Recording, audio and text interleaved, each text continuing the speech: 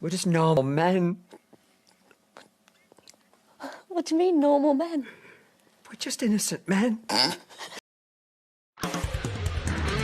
It's time for Side Scrollers with me, Stuttering Craig. You decide when you lose, not other people. And Blabs. I like pickles. And co-hosted by our friends from around the internet. If you like common sense, hit that thumbs up button and, of course, the subscribe button. And join us Monday through Friday live at 11 a.m. Central Time. And now, broadcasting from our homes, it's time for the #1 gaming and entertainment podcast on God's green earth. It's time for Side Scrollers. 5, 4, 3, 2, 1. Welcome on out to Side Scrollers on YouTube.com and Rumble.com and SideScrollers.local.com. Hello, everybody. Happy Wednesday to you, Stuttering Craig. My, oh my. We have a big show today.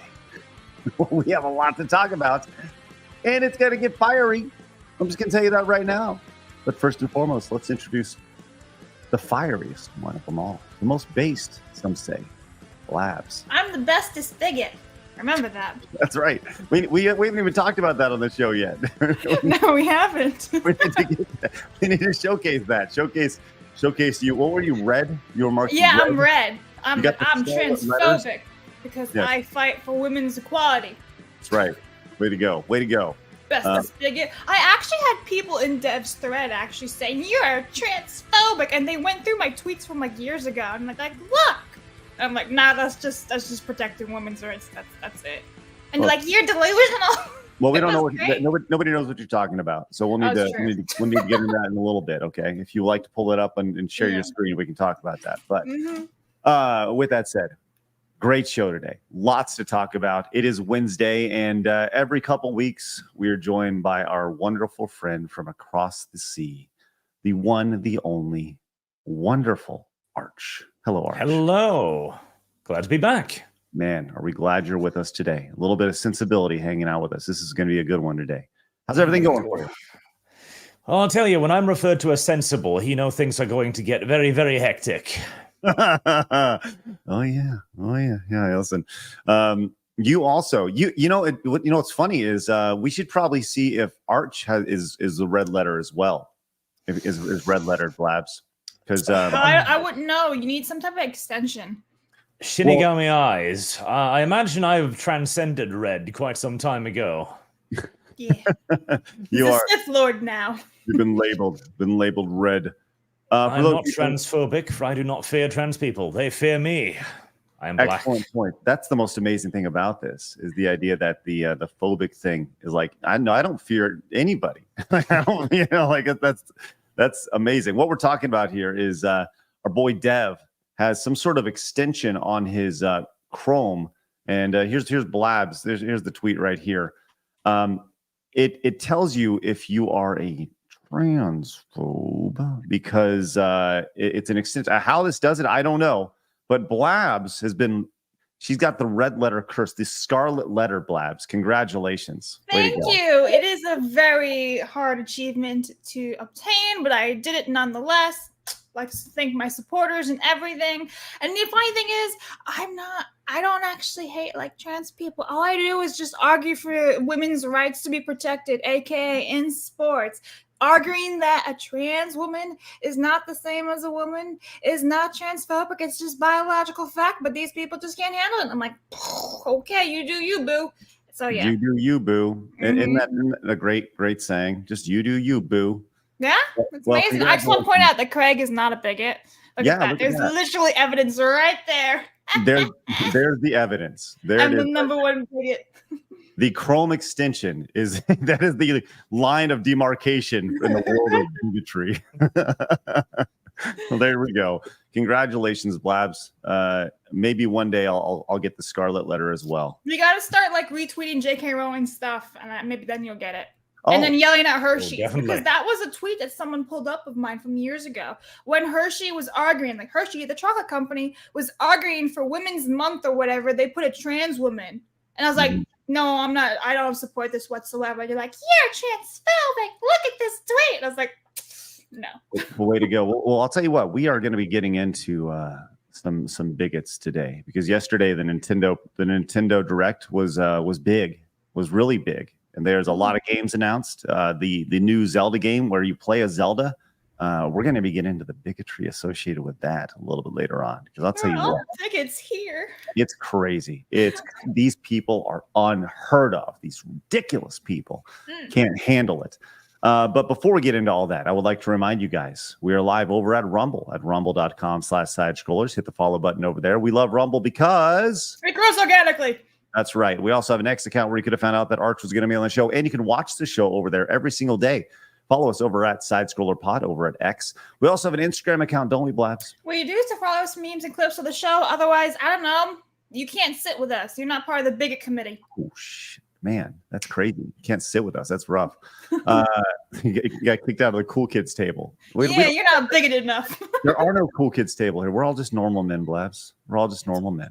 Okay. There's no. Yeah, but that is the cool kids table now. The normal men. That's right. Punk rock. And we also have a Kick account, and you can listen to the show over on Apple Podcast and Spotify. And of course, you can find us over at locals at sidescrollers.locals.com. I've been saying over and over again, we're going to be doing more stuff over there. And I don't know what that is, but we're going to be doing it. I promise you that. So once again, follow us over there. We're close to 1,500 followers over there, which is wonderful. Well, we're close to 85,200 subscribers over here, over on YouTube. Just normal men, which is great. Do us a favor. If you're first time tuning in, hit the subscribe button. We'd love for you to join us over here as we continue to grow a little bit more every single day. 85,162 normal men in our community. 900 likes is our goal. 25 memberships is our goal for this stream. So do us a favor. Hit the like button. Helps with the algorithm. Helps grow the show a little bit more every single day. Make it a part of your routine when you come in. Hit that thumbs up button. And of course, the 5 gifted memberships. And we're off to a great start as Tolls gifted 5 memberships right off the bat. Look at that, Tolls. Hey, let's go. If you guys got a gifted membership from Tolls, make sure you say thanks and consider paying it forward. Tolls, way to go. Thank you very much. By the way, I see Arch and Yellow Flash have emotes now. So if you have a membership, you can spam Arch faces. That's right. Look at Arch face down there. It's wonderful. Wonderful Arch face. Thank you, Tolls. Appreciate that. DM Dad came in with a 10. Says favorite non-political podcast, #base scrollers, and glad Arch is back on the show. Dude inspired me to deep dive into 40K lore before the shit show that is Amazon and the GW wokeism. Hey, thanks, DM Dad. Appreciate that. Awesome. Mercenary also says Craig, stay away from from any form of medallions with Sonic Chew. It seems the curse does not care if it is from Chris himself or not. Seriously. People have had that damn thing that either hurt or are in jail or dead. One person put it on their cat and the cat died. What are we talking about? I mean, I've seen the cursed Christian medallions. Yes. Well, we should probably start sending them to our enemies. How's that? But we don't have any enemies here. I think that'd be fun. You know, it'd be funny. Somebody sent it to just Kotaku, just an entire box of Sonic Chew medallions. Just a box on them. Yeah, little sticker on it. Please put on. See what happens there. I don't want them to die. Just Kotaku as a whole, which would be great. Ciro, look at this right off the bat. Came in with the €2 money. Says Arch, give me your best reason I should sub to Side Scrollers. Yeah, why? Arch, not to put you on the spot here, but you totally are. But I totally are. Well, honestly, I think Craig himself puts it the best when he puts out those little pieces from the old Screw Attack days. It's just a taste of the good old days, isn't it? That's right. What we need right now. We need to return to normalcy. Yes. That's what we do. That's what we're here. Thank you, Cyril. Appreciate it. Thank you, Arch. Appreciate that. Lord J says, I always thought Stonehenge was kind of bland and ugly. So I'm grateful for Just Stop Oil for painting it orange this morning. Yeah, we're going to get to that for sure. Thank you, Lord J. Fucking assholes. Don Pachi came in and says, Blabs, if they give you any grief, just tell them I don't even know what that means. And also, Guardian Legends are awesome Nintendo games. What is YWN? I don't know what that is. But I'm Googling. I know Guardian Legend, though. Yeah, that is a fine video game. Marksman of 117B says, does Arch like his tortillas with queso? Oh. It's pronounced tortilla. I don't know how we're going to be able to move forward with Arch and his inability to pronounce tortilla. He's just giggling back there. I don't know how to handle this right now because he sounds like Uncle Rico from Napoleon Dynamite. Why don't you make yourself a dang quesadilla? Hey, Arch, how are you? It's the recent thing. I've got a friend on the my own podcast who happens to be from south of the border, and she enjoys it tremendously when I mispronounce Spanish words. I've made a habit of it now. Do you say hombre instead of hombre? I will now. Hombre. Hey, Blabs has a word from Brochacho. Right. Look at that. There you go, all you brochachos out there. He's totally unfazed right now. He's like, Yeah. Melodic Can't be Method bothered. just asking if Arch is a brochacho. Definitely. yes. All right. By the way, I found out what that acronym means. So the YWNBAW. Mm-hmm. You will never be a woman. Mm. All right. Now we know. Blabs, why don't you read this off while I go turn on my fan? Because I keep looking up and realizing my fan is not on and it's hot in my room. Oh, I thought you just had a neck creak. It's fine. No. Anyway, Dylan says the trans will say phone is also a version 2. I have no aversion to them. I have righteous disgust. Do Svolt. Thank you, Dylan. Oh, look at this. It's the chair sliding of Craig. Transitioning. Chris says, I don't get to watch live much. Thanks for bringing sanity to gaming. Thanks, Chris. Hey, Chris, let's go. Thanks for watching live. That's the entire goal, and we're glad you joined us today. Thank you very much. Holy shit, Ian! Just gifted, I should say, donated 50 British pounds. I'm convinced Matt Berry is AI, and Arch does the voice for him. What do you have to say about that? Arch, are you AI, Matt Berry? I do not know who this Matt Berry first person is, nor am I affiliated with him, and I certainly do not do voice acting for him. I promise you. There you go, but also boobies. Oh, geez. Wow, look at So, that. Arch, you've been away for a while now. I love how Arch is laughing at this. So anytime someone sends $50, we show boobs.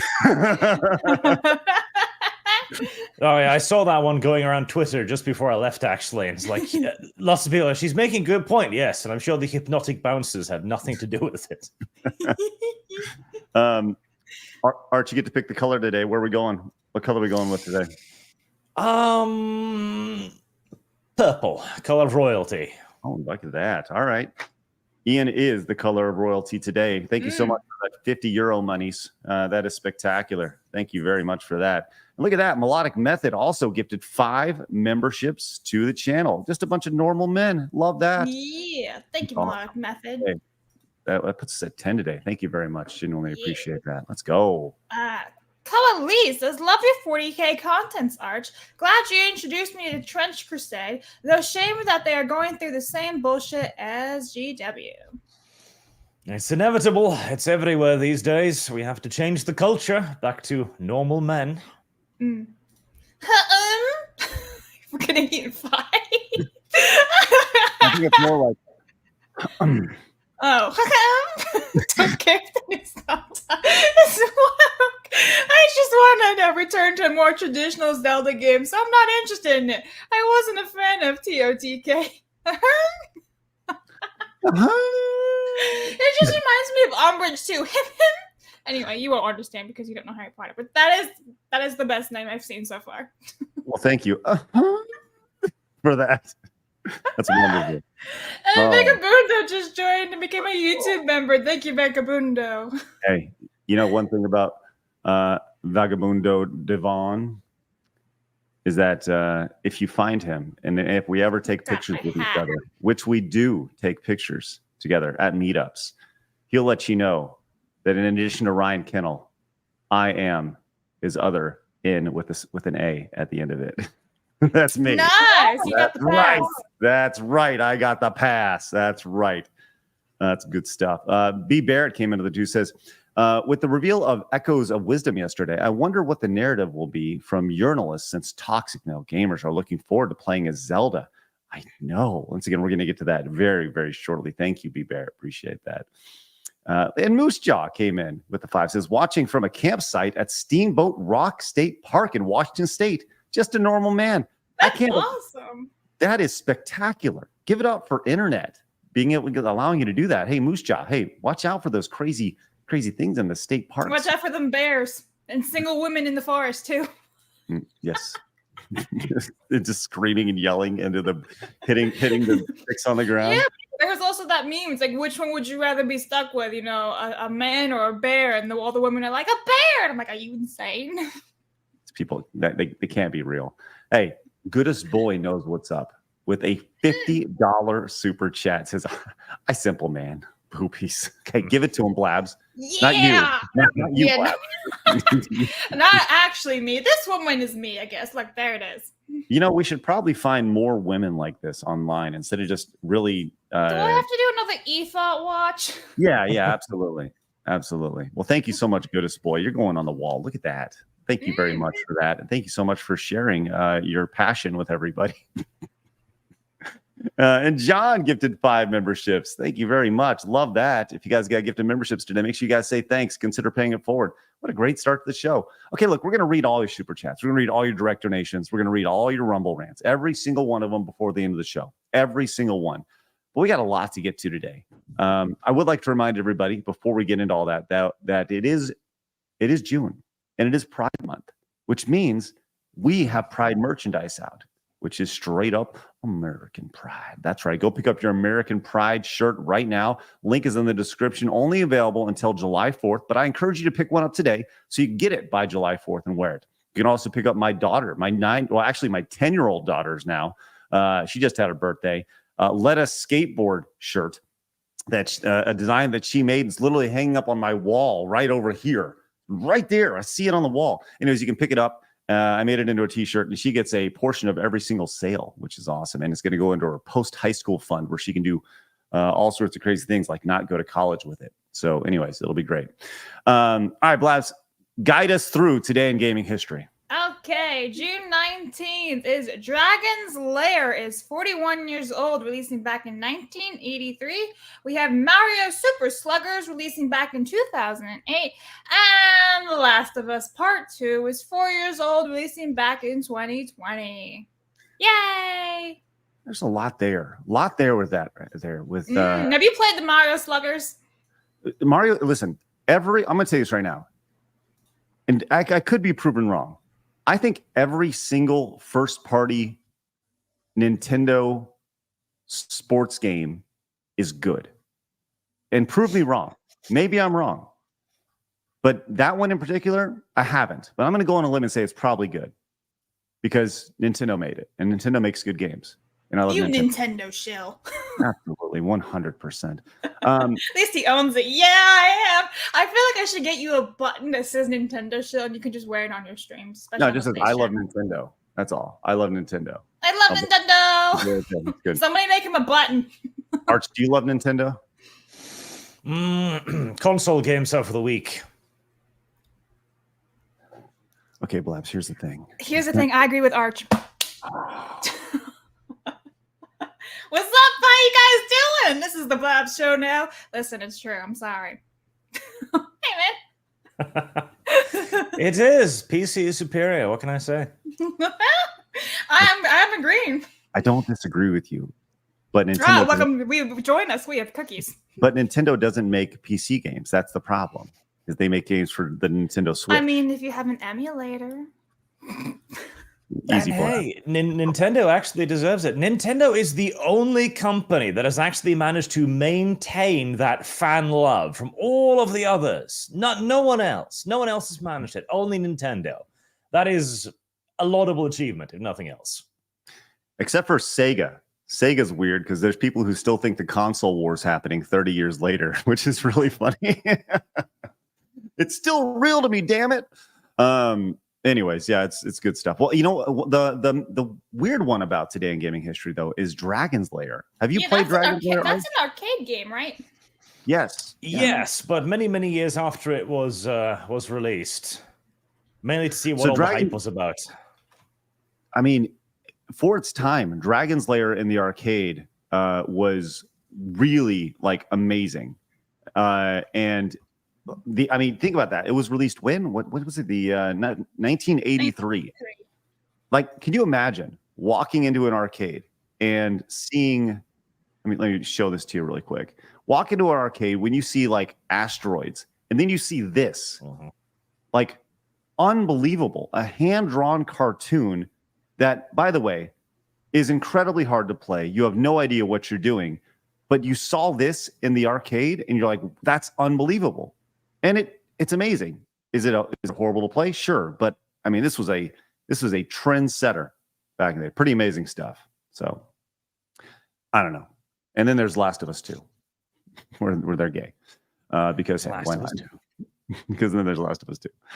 Dylan came in and says Mario Tennis on the Virtual Boy was very bad. Yeah, the Virtual Boy doesn't count. We all understand that. Virtual Boy, it's not a real thing. So, all right, let's get into it. We got a lot to talk about today. We're going to get into this Nick Rekieta thing. We're going to get into a little bit of we just got a lot. So let's get into it. It's time for my favorite segment, your favorite segment, everybody in the world's favorite segment. It's time for Hard News. Hard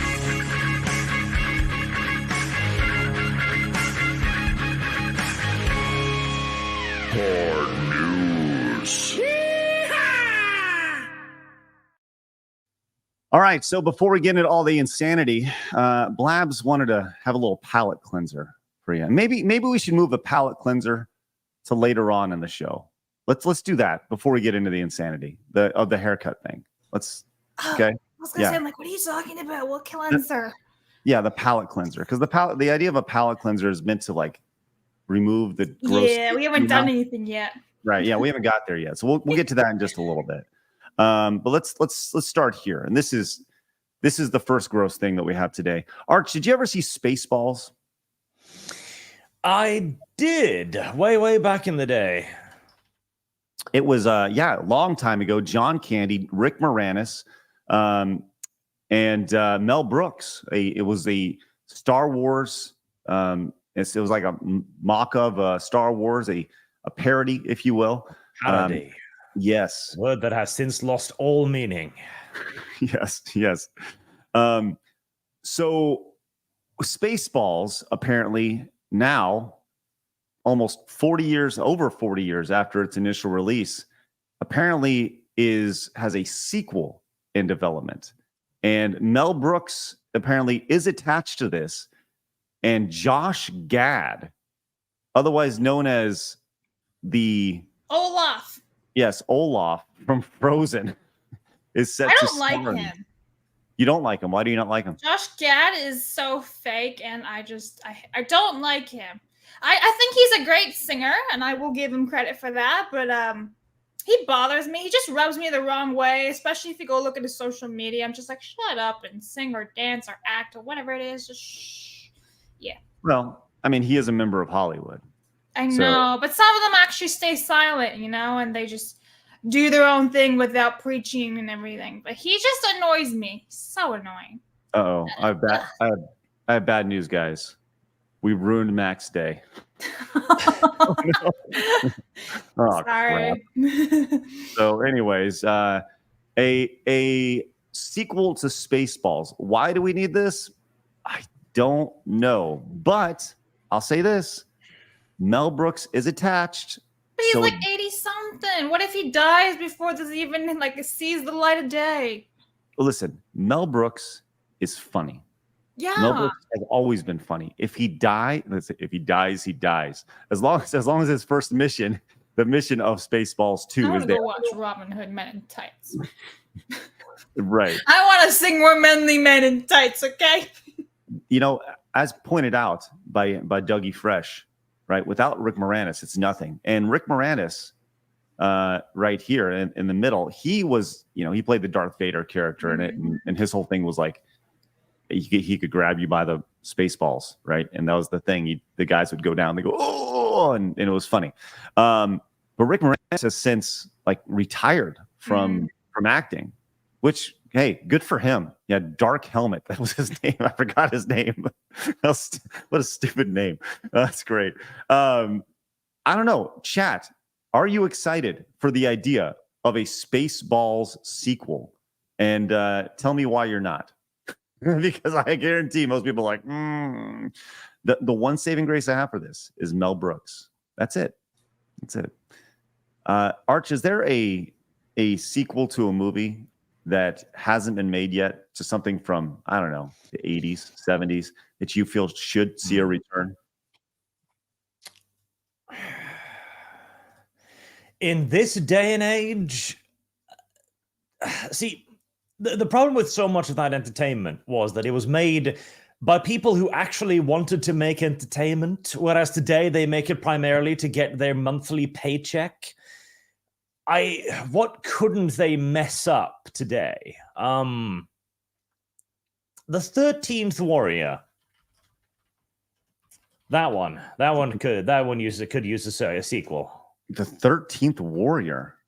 Yes, because it has no need for a sequel. It couldn't possibly have a sequel, and the very premise of a sequel is destroyed in the finishing of the movie. So there you go. You can't ruin it any further. I'm not familiar with this. From I've never heard of 1999. this.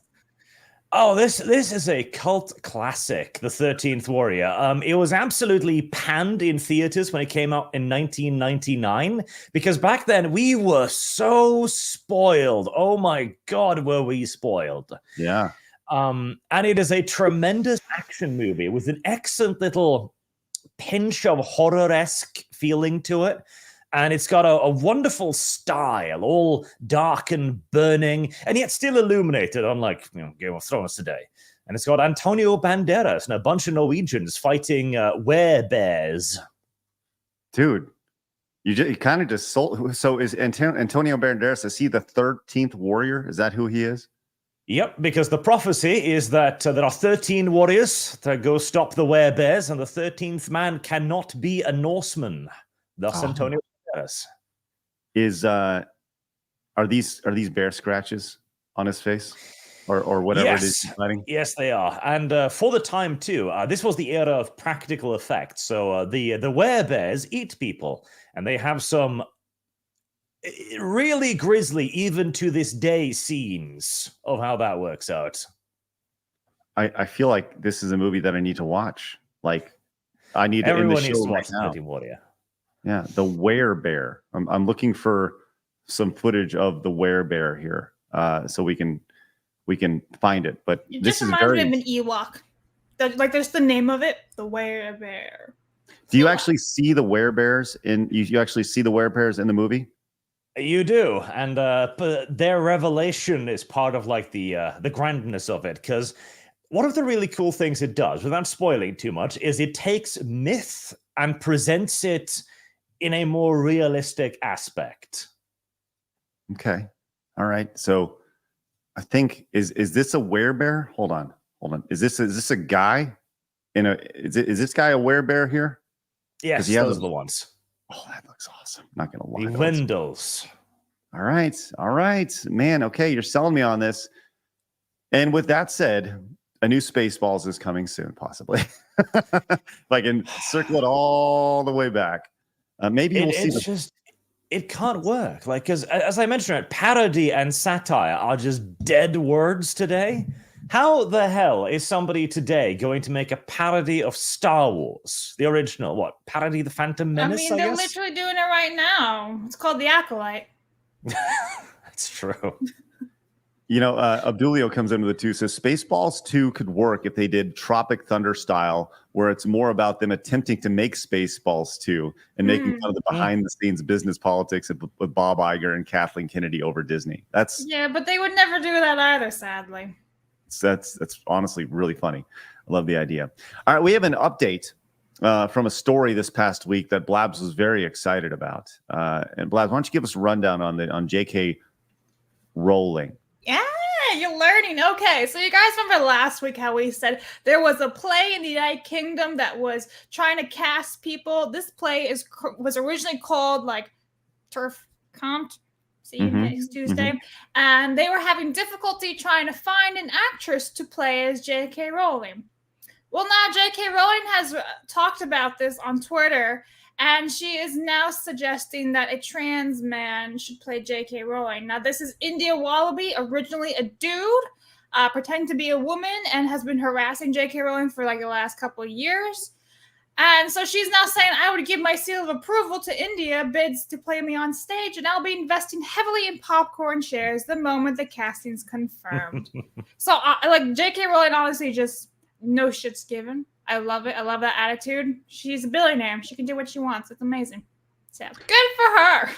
She should step in and fund it. I think that'd be really funny. But it's funny because I was saying that last week. I'm like, dude, these people think that men and women are the same. Just hire a dude to play J.K. Rowling and be done with it.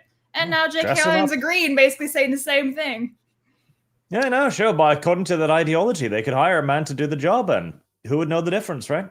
They would actually be better than a woman, apparently, if they did that. Yes, because men are superior to women in virtually every regard. That's right, apparently, even at being women, which is amazing. Even at giving birth. That's right. It's crazy. Speaking of another man who I believe is a man, I don't want to assume, at this case in society, Justin Timberlake was in the news as he has been charged with DWI. Now, there are some reports that he got hit with some other various things in his blood system. This is from Poo Crave, which is a parody account. So we don't know if this is accurate. It was probably not. This is trace some Molly Poppers. I don't even know what Truvada is. Truvada? I don't know. Isn't that like a freaking vacation booking company? Hotel Tree. Oh, it's Trivago. But I'll say that has been debunked because I guess he said that he is not taking a chemical test 3 times. He's asked 3 times. Timberlake also rejected the chemical test 3 times. The first time saying, no, I'm not doing a chemical test, which is his right. But I'll tell you what, man, he does look a little like, the eyes are red, a little bit of insanity, Dude's 43 years old. Right. And I understand going out and having a drink occasionally or whatever, but he's 43 years old. He's my age. Jeez, Louise. Far more successful, by the way. But not necessarily in the far more successful in the getting pulled over while drinking phase as well. Not a good look for old JT. Does this tarnish his reputation at all, Blabs? I mean, I was never a Justin Timberlake fan to begin with. So it's definitely not increasing my respect for him, but I never had any to begin with. So it's like, well, now you're just in the negatives, I guess. Look at you. Arch, are you going to be fanboying out for he's Justin a big Timberlake NSYNC fan. Big. Yeah. I mean, this is quite the blast from the past. I am old enough to remember the him dating Britney Spears and that turning out not particularly well for either party. Wait, they dated? Oh yeah. Oh, that was the whole thing. Come on, Blabs. Bro, I didn't pay attention to any of this stuff when I was a kid. None of it. This is news to me. Do you know the controversy around him and Janet Jackson? Surely you know Wasn't that. Wasn't right? something about boobs on the Super Bowl stage? Yeah, that was great. See, I know stuff. That was Arch is like, oh yeah, core memory unlocked. he said in that song, he goes, I'm gonna have you naked by the end of this song. And then he grabbed her boob and ripped off her shirt, and she had like a little nipple thing on, and like people freaked out. It was like censorship overlord. We can't have this on TV. Think of the children, and it was nuts. So anyways. It was one of those moments where you could see a career having already fallen to pieces, and like, I would like some more attention, please. And well, success, I guess. It worked, man. Yeah, absolutely. What's the old saying? Controversy creates cash, as they say. But apparently that's not the case for Just Stop Oil as we move to our next story here. As one of the, I guess this has to be one of the oldest monuments in, I don't know, mankind. Stonehenge was defaced today by the idiots at Just Stop Oil, these are these people who go around and throw things on paintings, and the whole idea is stop using oil and blah blah blah. So this is it. They walk up and they are throwing, I don't know, this orange stuff onto Stonehenge because that's nice. And Arch, you were saying that this is like a Japanese tourist running up, like stopping, trying to stop them. What a bunch of fucking Go Japan! They actually respect stuff. no joke. As a Norwegian, I find the idea of stopping oil deeply offensive. Why is that? Because that's what we live off primarily. As a Texan, I agree. This has not gone over well here, as Just Stop Oil says. The orange corn flour we used will wash away with the rain, but the urgent need for effective government action to mitigate the catastrophic consequence of the climate and ecological crisis will not. They clearly are getting ratioed in the worst way possible, and people are not happy about this. Mahler, came up with the most. Says this will guaranteed get people fervently opposed to any cause you're promoting. Don't effing touch those stones. I don't understand how anybody can look at this and be like, anybody who's watching them be like, yeah, I believe in what they're doing. I really think what they're doing is good.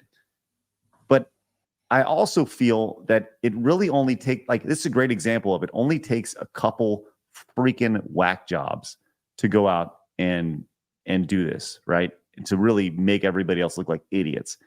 I don't know, Arch, what's your take on idiots here?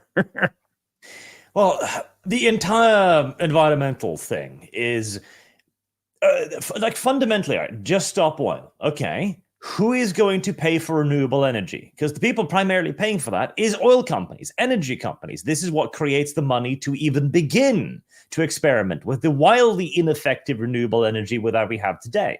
Nobody else is going to pick up the bill. The oil companies are doing more for the environment than these fuckers have done in absolute ages. And again, I love how they go like, oh, the yellow corn flour will wash away. Nobody cares. I get that you at this point are like, oh, yeah, but it's only temporary. Still makes you look like villains. Blabs, would you ever stop what you're doing and join the Just Stop Oil movement because of something? No, I have brain cells. I'm not going to go and deface stuff for the sake of protection when you're not doing anything to help anyone. All you're doing is pissing off people who will no longer be on your side. Like I said, I can't imagine. I mean, their kids are very malleable, right? And that's really what we're seeing here is people who are crazy brainwashed, right? And they see this stuff, and I'm sure there will be one kid who's like, yeah, I'm going to be part of the cause. But everybody else is just pointing and laughing at these absolute fucking retards. Sorry. It's insane. It's insane. All right. Let's do another quick hit here before we get into some really big stuff. Do you remember not too long ago, let's say 3 months ago, when the whole Sweet Baby Ink stuff kicked off? And one of the biggest things about that was the Sweet Baby Ink Detective Steam group that was launched. Well, a milestone has been hit. Let's go over to Cabrutus over on X. It says, am I hallucinating? How could such a, quote, small and sad community have reached 400,000 members? And that fast? How? In all seriousness, I'm so happy and proud. This is a huge milestone that I can never imagine that my curator would reach this point. And I'm glad that you guys decided to support this idea. Well, the next milestone is 500,000. Let's go. Yes, past 400,000 members of the now DEI detected. They keeping it as a Sweet Baby Ink detected, but 400,000 people have joined this group, just saying, hey, we're not into this. And you hear people degrade the idea of people not wanting to be associated with this as he said, as small and sad. So 400, that's like calling everybody who voted for one side. What they say, degenerates or whatever it is, basket of deplorables. Yeah, deplorables. There it is, right there. So that's 400,000 customers right off the bat that are against the idea of this. And to put that in perspective, I always like to play the math game here. If you have a $70 game, $70 game. You have 400,000 people who are willing to say no. The value of this group currently sits at $28 million. That's $28 million of missed revenue opportunity because people won't buy a game that Sweet Baby Inc. is associated with. I think that's fascinating. And that's one thing that's not discussed enough. Those 400,000 people, that's 400,000 people not willing to buy your game. And I think that's fascinating. So good on Cabrutus for starting the movement and being a big pillar in the movement for sure. Arch, you got anything on that before we move on? Well, I think this is just the final end result of what we've been doing for a very, very many years now, trying to turn the very idea of DI, wokeism, Sweet Baby Inc., companies like these, into poison. That's what we've been trying to do. We have succeeded. Like, as you say, 28 million. And that's just the tip of the iceberg. You can look at the Acolyte. People complain about that being review bombed. Okay, sure. Let's say we are review bombing it. In fact, I'm happy to claim so. They managed to reduce a Star Wars show to a 15% positive rating on Rotten Tomatoes. That is astonishing. Could you even imagine a time where Star Wars could be hated to that degree? Like hell, the Phantom Menace still has like 60% positive. I like the Phantom Menace. I'm just putting it out there. Well, listen, I go back to, I remember when the prequels were released and they were panned. People did not like the prequels. And I think over the last 20 years or so, people have looked at them and been like, oh, okay, they're not that bad, right? But I remember people being really upset about the prequels being made. And but now you look at the prequels compared to what they're making today, and you're right. Like, at what point in what universe, if you were to go back to 1989, I don't know, 1995, whatever, when Star Wars is just they're printing money for merchandise. Mm-hmm. George Lucas over here just making story, whatever, and they were to say like, look, 85% of your audience is going to hate this show, 85%. 85%. But the critics are going to love it. But the critics going to love it. It's a complete inverse. I don't know if you remember this, but George Lucas on the set for the Empire Strikes Back wore a shirt saying, with one of the negative critic reviews on it, like Star Wars is just like a dumb action series or something. It's like, now we have the critics loving it and the audience rejecting it. Well, I'm looking for that shirt right now. I'm going to see if I can find it because I think that's hilarious. Just kind of, there's a good old George Lucas, and as obviously G&G and Nerdotics and Critical Drinker, they're way more in tune with what's happening over at Star Wars than I ever will be. But it's I was on Tuesday night's main event last night. They're talking about it, and it's one of those things where, man, like, I don't understand how Disney can recover from this. I really don't. Or at least look at what's happening and be like, this is good. It just doesn't make sense to me. But it's because they are pushing the ideological side of things. Like, in their mind, they're succeeding. And I found the shirt, by the way. I put it in the private chat there. See it? Yeah, this is good stuff. Look at that. And honestly, I mean, that text right there, that would be a ringing endorsement today. A film with comic book characters, an unbelievable story, no political or social commentary. Yes. Lousy acting, preposterous action, and a ridiculous, simplistic plot. In other words, a bad movie. Like, I'll go watch it. Wow, that sounds awesome. You're right. That sounds great. That sounds like a blockbuster today. It does. Well, I want to see who wrote that. That's the thing. I want to go back and see, like, oh, the New Yorker. There we go. It's the New Yorker who wrote that. I feel like they wrote it with their nose stuck squarely into the clouds, with their finger up, writing like this with a pen. Oh yeah, pretentious assholes. All right, let's move on. Okay, so yesterday there was a big Nintendo Direct, and we saw Metroid Prime 4. We saw Zelda, a new Zelda game where you play as Zelda. First time since the CDI, the Philips CDI, that we're going to get a game where you can play as Zelda. And there was a lot of, like, you saw people who were like, wonder what the chuds are going to say about this. And we're all like, everybody in this space is like, awesome. Sounds great. As long as it's fun to play, great, But I'll tell you what, I just want you to look at all these bigots at the Nintendo store in New York. This is a video at the for the Nintendo Direct, the 10 seconds leading up to the announcement of Metroid Prime 4. And just look at the absolute bigotry happening here from these men. It's unbelievable.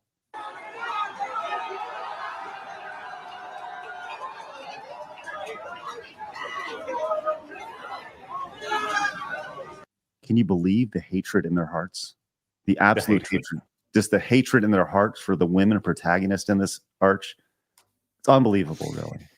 And once again, I'm looking out over the audience that Activision Blizzard tells me is 50% female. You nailed it. I was going to bring that up.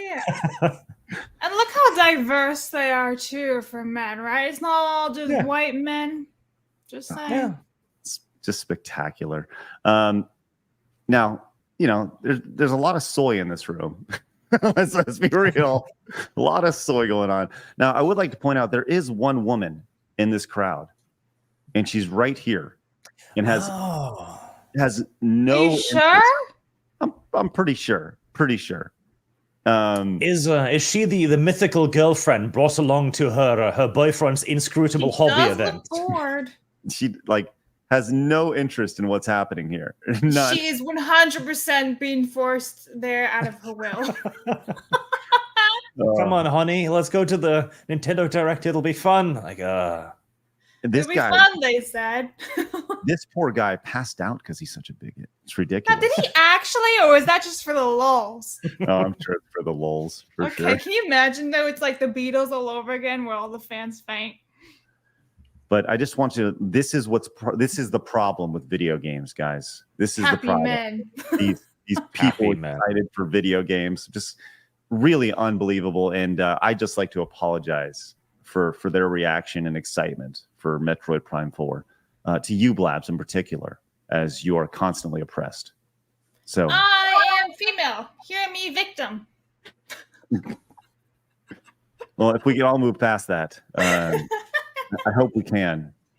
Is everybody okay? Do we need a break? I'm all right, man. Okay. All right. Let's keep going. Hey, this is interesting. Yesterday, as this is, and I want to pull this guy's actual the actual guy up here because I have the screenshot of his tweet, and I did a poor job of pulling up his actual account, but. He had, here we go. I got it. This is a guy who works as a principal game artist for Naughty Dog. Okay. And he put a tweet out yesterday that kind of popped off, and he distanced himself from it as, he said people were taking it out of context. And I wanted to pull this up, his actual tweet, because on the surface, when you look at this tweet, I don't really know how you can necessarily take this out of context, but I think it's important to at least talk about. This is from Del Walker over on X. Once again, this is his title is Principal Game Artist, previously at Naughty Dog, Rocksteady Games, and Respawn. Okay. And he's talking about this right here. He says, there have been a handful of times I've pitched black women characters that look like this. Then after 10 iterations, the concept or model comes back without a speck of original beauty. So talking about this character here, he says, I'm not talking about model changes. I'm talking about their pose, aura, style, softness, age, and flair. I hate giving Gamergate men fuel, but it's very difficult to pitch beautiful or vain black women in games without them coming back like grocery store aunties. There's room for both. Now, I don't understand how you can take this and twist this at all. It seems pretty, for lack of a better term, black and white here. This is what is pitched. This is what's come back. This is what's been pitched. This is what comes back. It's very obvious. Arch, what are your thoughts on this? Well, judging by the Palestine flag in the bio, I'd say that this is a progressive individual's first encounter with the, oh, wait, we are making female characters ugly. Shock and surprise. Yes. Blabs, do you? I mean, we've talked about this extensively on the show. You know, the masculinization of women. Actually, we were talking about this before the show. There was and let's get into this a little bit real fast. This tweet that you put out, Arch, and as we can kind of go right into that. This is a tweet that you had out, Arch. Now, why don't you walk us through this? Oh, so the one on the left was a meme made by a progressive, which is trying to make fun of the idea that strong jawlines make characters look masculine. What was it here? Oh, yeah. Don't strong jawlines make characters look heroic? No, that's only male characters. So what makes women look heroic? Tiny waist, massive tits. And the thing is, he decided for some reason to put a lot of feminine traits on his example character. She's got heavy eyeliner, she's got big lips, etc. And if you remove those, which is the next picture to the right, suddenly she looks like a man. Because that is the strong jawline. And we've known this forever. Like, we can go back to painting tutorials from like the 80s. Go like, okay, don't make the female character's chin massive. It's going to make her look like a man. And even the guy who made this meme understood this, which is why he added in the feminine signifiers. Like this, and you can't do this by accident. Nobody making a game in which you can make a character look as perfect as you want accidentally makes an ugly character. Well, you continue. This is you sent this before the show as well. This How to Draw Comics the Marvel Way. This was kind of. Why don't you talk about this a little bit? This was by Stan Lee, the man himself, way back in the day. And in this tutorial, like, he goes through the steps. Like, okay, here's how to make a male superhero. This how to make a female one. And he talks about something called the heroic proportions, which is how they made the superheroes back in the day. They were bigger, they were stronger, they were exemplars of their type. So the men were big and strong, and the women were lithe and beautiful.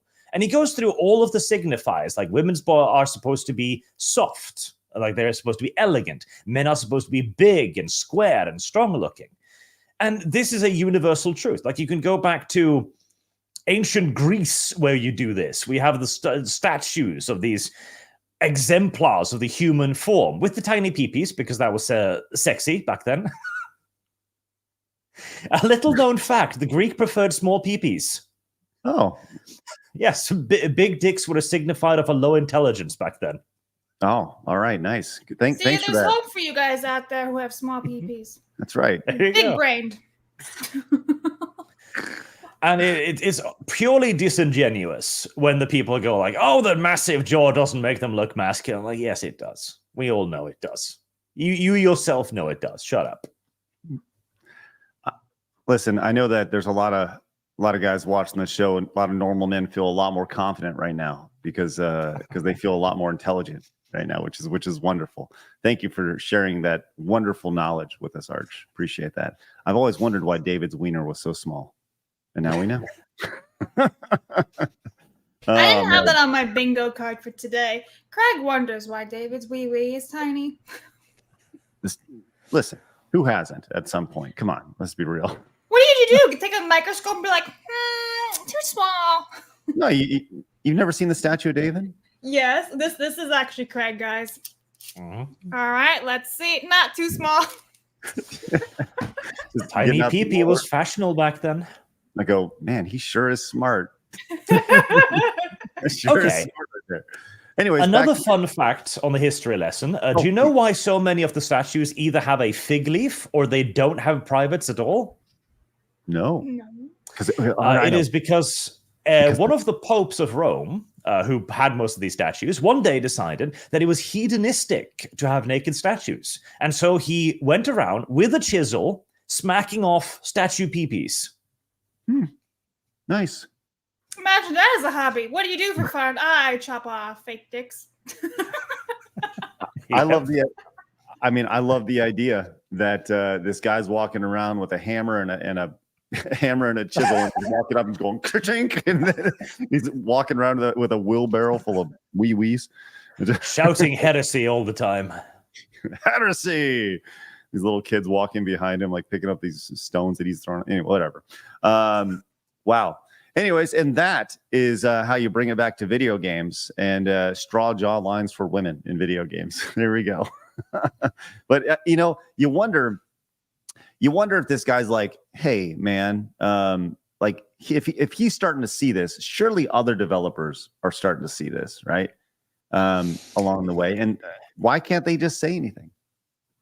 Well, I think that they are seeing it, but when you're deep in the ideological bubble, you can't really begin to admit to yourself that you were wrong. Like, this is one of the human self-preservation mechanisms.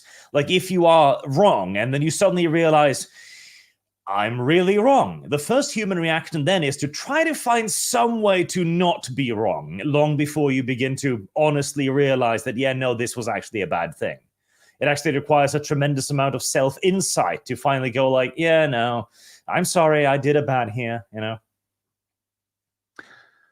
Well, yeah, you're right. It's self-preservation, 100%. And but we'll see. I mean, if this guy's starting to turn, you wonder if, and once again, he's probably going to be labeled like a horrible person for saying this by some colleagues who are just extreme, right?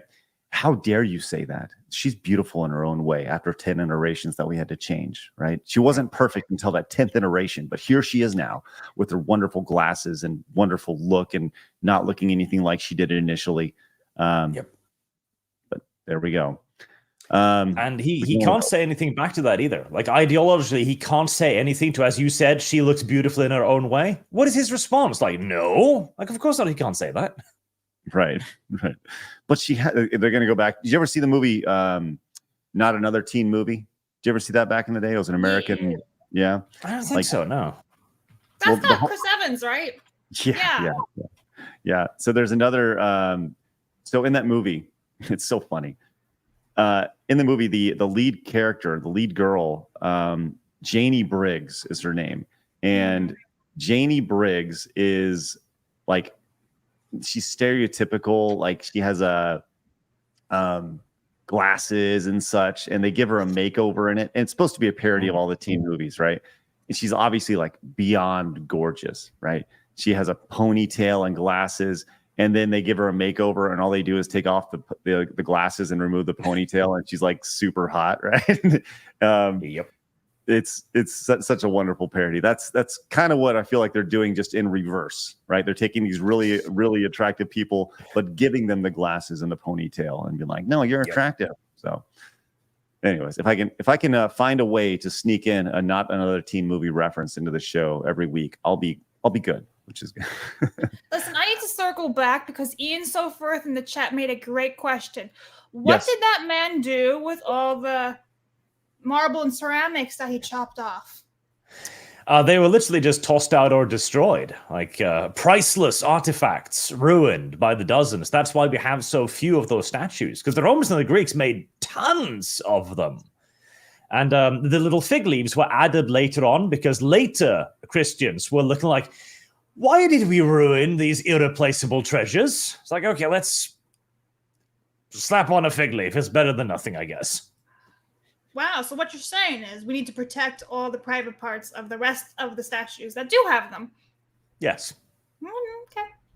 Until Just Stop Oil comes in and paints them all. Makes them all orange. That's right. All right, let's go on to our. We had a little controversy in the video game space with this next story. This is kind of crazy. I'm not gonna lie. On the surface, it sounds a little nuts. If I can use a pun from the previous story. Let's go, dad jokes. All right, I'm just gonna read the title for this arch, and you tell me if this sounds a little sus, as the kids say. Game dev under fire for mandatory sauna sessions with staff. Okay. Now, sauna culture is big in your neck of the woods, isn't it, Arch? Yes, our neighbors, the Finnish, particularly. We have a little bit over here in Norway, but the Finns love that stuff. Well, as somebody who I've been in a sauna a few times, I certainly wouldn't say I'm adept to sauna culture, if you will. But I want to read this, and there's a few things that are very important in this story that I want to read in its entirety, so we get the full context. So this is a company called Spectrum Studios, and the creative director, we'll just call him. His name's Jacek, I guess, but we'll just call him Jake. Why not? From State Farm. Yeah, sure. He has caused controversy in the build-up to the developer's new game by allegedly requiring employees to have naked sauna sessions. The situation was highlighted by Patrick Suchi, lead recruiter at 8-Bit, who made a post on LinkedIn calling out the requirement. In the post, he says, this dude, a creative director, requires naked sauna sessions as a part of work in his studio, right? And then says the post contains screenshots posting on LinkedIn, responding to a developer who he'd spoken to about the job. There's a narrative director, Alexandra Walna, a narrative director and writer, responds to his post, potentially offering work, saying, we've already exchanged a few messages in the comments. Okay, so here's the thing. On the surface, you're like, uh-oh, what's going on with this? Why is this guy requiring sauna sessions with his staff? Arch, at what point do you think that you'd have to require sauna sessions with your team?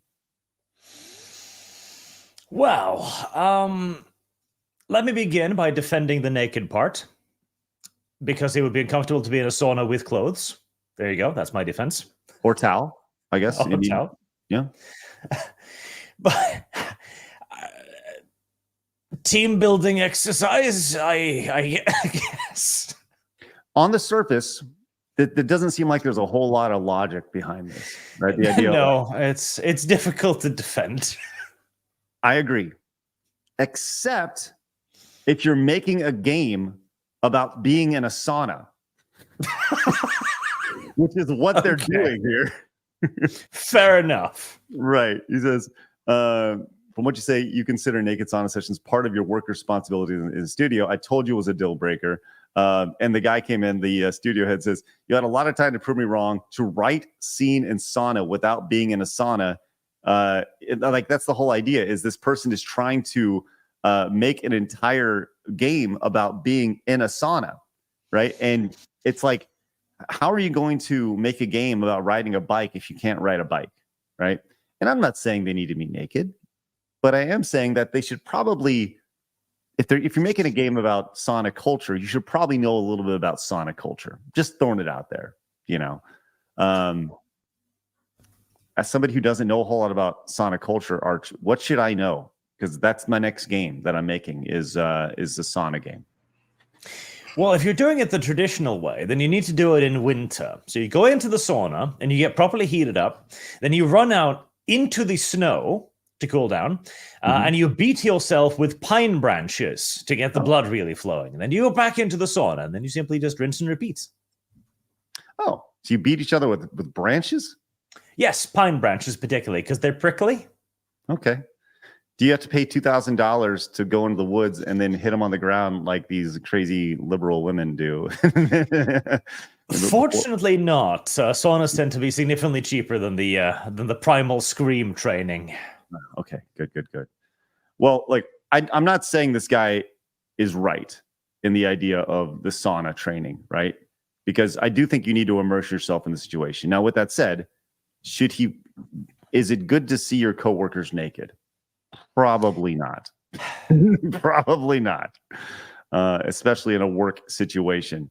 But, you know, the idea of he says the main character will be a sauna master and will be in charge of performing in various saunas, smells, music, choreography, everything.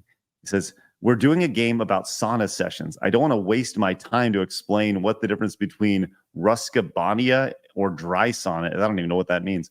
You have to feel it. He then offered to, quote, even organize a female-only event. I mean, this guy certainly sounds like an aficionado, shall we say. Very passionate. Very passionate. And I get it. It's like, okay, so long as you make it clear in the recruitment poster, like, all right, I'm making a game about saunas. I know, a bit crazy. I'm going to require you to be as deep into this, as balls deep, if you will, as I am, then all right, I guess. It sounds a little bit like maybe an excuse to see the female employees naked too, but Right. I'm certain. By the way, I'm certainly not like saying that what this guy is doing is right. I'm just saying I kind of get it. Research. I see the logic. Right. Like I kind of get it. Just throwing it out there. So, all right. Let's go to something a little more serious. And by the way, sauna simulator coming soon. All right. Now, look, before we get into this next thing, this is our lead story for the day, and it's going to get a little touchy. Now, I would like to, we were talking about this before the show, and this stuff fires me up. And we've really gone out of our way to not talk about this over the last couple weeks. But if anybody feels uncomfortable, you don't need to say anything, but I'm going to be saying a lot. So we'll kind of go from there. And with that said, let's go back a couple weeks ago on May 24th, as this came out on the internet. A former guest we had on the show, Nick Rekieta, was arrested for drug and firearms possession. And I've said this before. I said this on X. Like, I don't know Nick personally. I don't know him at all. Outside of having him on the show, he was very cordial. Seemed like a nice guy, but perceptions may not necessarily match up with reality in this situation. So he gets arrested. He comes out, gets taken out on jail, or taken out on bond. And like I said, I don't know him. I don't know him personally, but this doesn't sound or look good, because since he's been released on bond, he's been live on X, or live on YouTube several times, talking about the situation. Now, I have not watched any of this stuff at all. This is not my business until it's something that I'm really, really passionate about. And I feel like the reason why we need to talk about this in this situation is we've talked about Nick Merckx many times and why he got called out with Call of Duty and why he got canceled, his Protect All Kids thing. And this very much for me, as a father of two girls, lines up in this camp, especially as the father of someone who was the age who was affected in the situation, allegedly. And I want to make sure that we talk about all this allegedly. It came out yesterday that there was a leaked court documents that were apparently not supposed to be made public, but were made public. That one of the things that happened, and one of the reasons why he was arrested, was that, and this is just beyond hard to say, the alleged court document states that YouTuber Nick Rekieta's 9-year-old daughter tested positive for cocaine. Once again, this is all allegedly. Nick is facing second-degree possession, child endangerment, and gross misdemeanor firearms charge. It says the child tested positive for cocaine at a level of over 5,000 with a cutoff of 500. I don't know what that means, but I know that the fact that if this is around a 9-year-old and you are exposing them to this, you're a piece of shit. And I say that in the most endearing way possible. You're a piece of shit, allegedly. He went live last night and he talked about this. There's about a 3-minute clip of him talking about it. And he didn't deny the authenticity of the claims or the documents, which is just crazy. That this is a situation. And we're talking about somebody who was one of the top YouTubers in the world not too long ago. One of the most successful from a monetary standpoint, from his audience perspective, and a guy whose public-facing image was one thing, and allegedly behind the scenes is totally different. People talk about wearing masks, and that's what it looks like the situation was.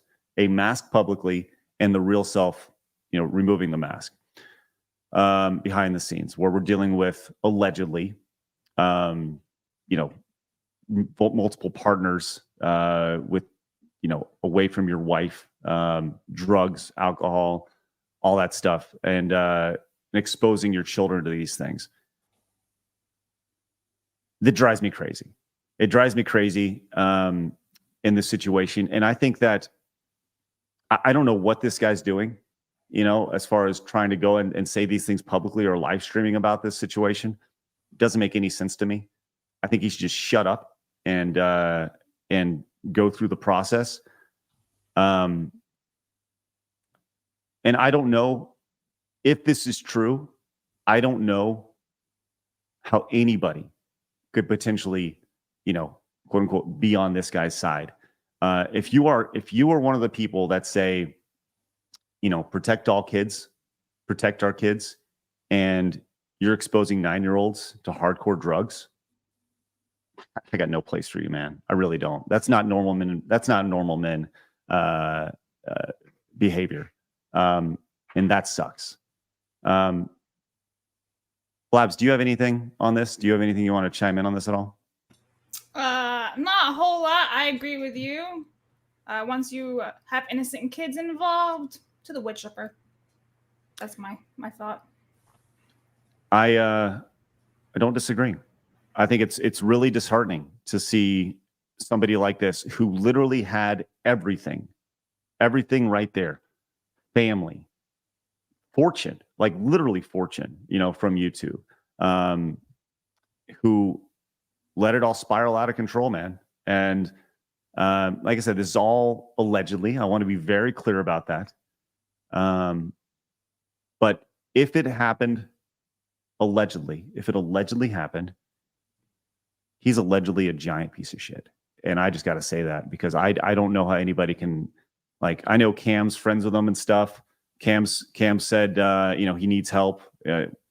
Rekieta needs help. I mean, and if this is true, I mean, we'll certainly keep that episode up. I'm not for like scrubbing history or anything like that, but I don't want anything to do with that guy ever again. Even through like, and when this whole thing broke out, I mean, I reached out to him privately. I DM'd him saying like, hey man, I hope, if you need help, say the word. Man, I'm pulling that back. I got no interest if this allegedly happened. And this is just, as Time Patrol came and says the facts will come out when it's tested in court in August. Yeah, right. And I guess we'll see. So, and as Demio says, maybe this is pro Jared all over again. Maybe it is. But I think the difference between what happened with Jared and what happened here is that there were no court documents with Jared that I know of. There was all allegations. And, when you deal with like legal court documents, that's one thing. So that's kind of where it's at.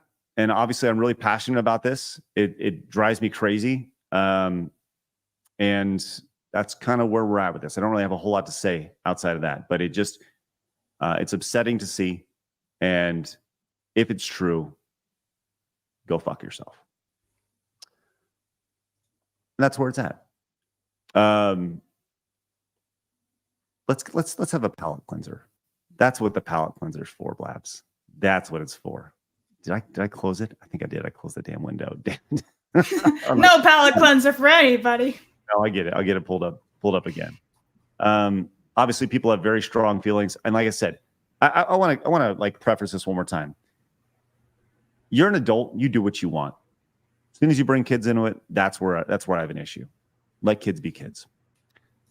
Speaking of kids being kids, let's have a little palate cleanser here. As hey man, look at this Pennsylvania barbershop. Blabs, guide us through this. What's going on here? All right, so there's this barber shop place that will pay children to read while they get a haircut. And I think that is so wholesome because they're not only just reading, they're reading out loud, which is even harder, I think, for kids to do. So I'm happy with this. I think this is very sweet. This is just some normal, innocent, wholesome stuff that we don't see anymore. Yeah, like talking about kids getting over the idea of reading in public and reading out loud. I think that's actually awesome. That's something that I struggled with as a kid. Archie, do you struggle with like presenting publicly at all, like speaking in front of people? I know it's a fear for a lot of people. Not for me. I've never had that problem, weirdly enough. Yeah, that's something that a lot of people, you hear about people say, if I just imagine everybody naked. No, that doesn't work. Yeah, I don't know. I had the worst time for public speaking. I remember I had to do this project in college, and I had to present it in front of my class, and there was like 30 or so of us.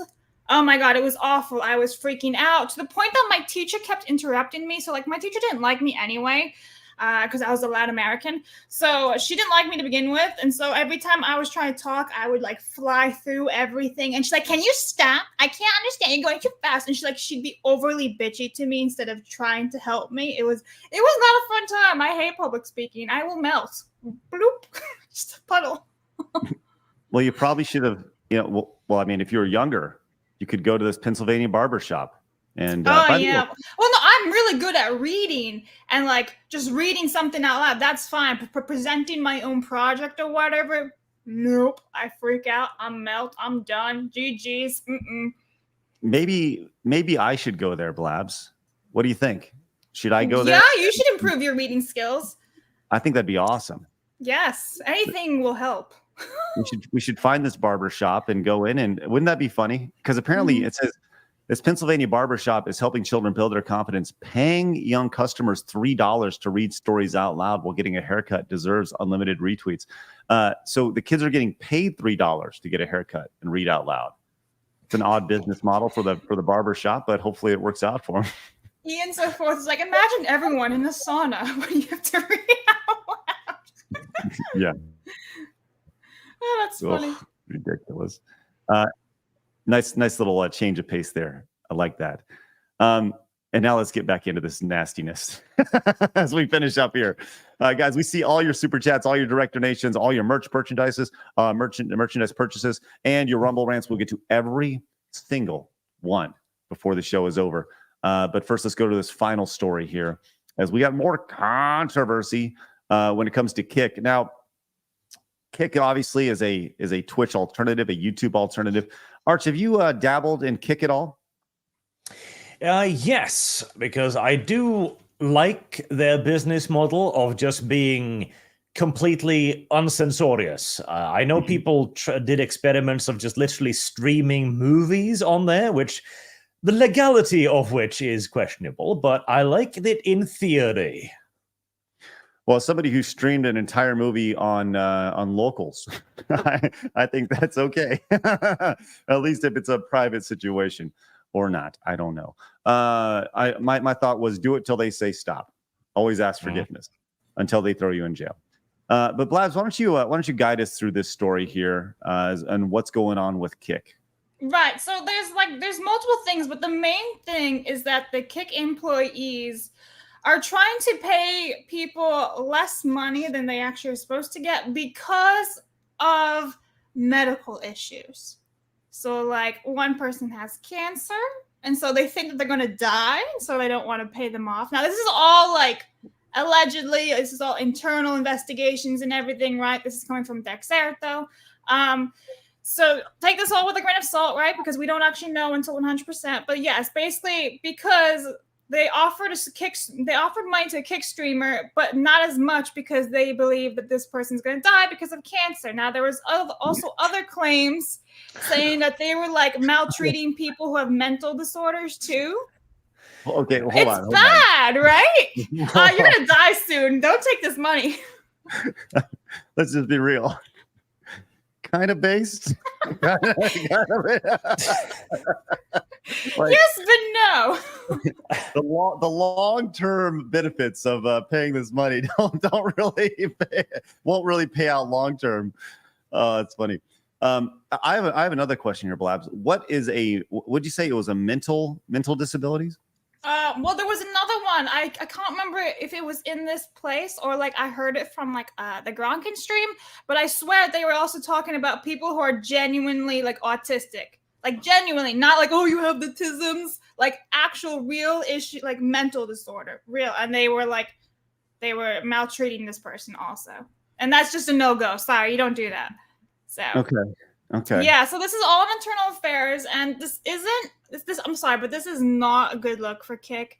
We've seen it over the past few months. We had that whole stream about, the pedophilia with the child and all that stuff on Kick. They still haven't fixed the Kick chat when they keep saying it. They're spending all their money on like XQC or whatever, but they're not actually fixing Kick. You still can't even download your own videos off of Kick still. Like, I find that I'm not growing on Kick anymore. Like, I dual stream on YouTube on the Blabs Life channel, and I find people all over on YouTube instead of Kick. And the only reason I still do stream on Kick is because I'm not monetized on that channel, and the Kick 95.5 revenue does help a lot. It's a huge advantage. But Kick's kind of going downhill lately. Like, they just seem to be doing a free-for-all over there. It's like, yeah, we don't care. No problem. So, like, everyone can do horrible things. In the past couple of weeks, I've been reading articles about how one Kick streamer was like, jump into this water. But the girl was like, I can't swim. And she's like, do it anyway. So then she jumps into the water for getting like $20 or whatever. And then she looks like she's drowning, and the Kick streamer runs away. That's just one scenario. Then there's also these other Kick streamers who are like streaming hit and runs, like actually streaming hit and runs, and it's totally fine. No consequences on Kick whatsoever. It's like, bro, you can kill people. Are you insane? Don't do this stuff. Like, don't look at your phone and drive, and yet they're actually streaming it on top of that. So, I don't know, guys. Kick... I wish I could defend Kick, but I can't. Well, once again, it is important to bring up that everything here, it is all allegations. Yes. It's all allegations. It's one person saying an investigation. And the idea of like, they didn't pay her because she's gonna die soon. Like, once again, it's that's one of those things that you see in a comedy. You're gonna die soon, son. You don't need this money. We'll take it for someone else who's still gonna be alive. Right. Further in this article, like the head guy over at his name is Eddie over at Kick. He did a video where he said, how is this the first time this stuff is being brought up, and why in the world is it being brought up in this manner?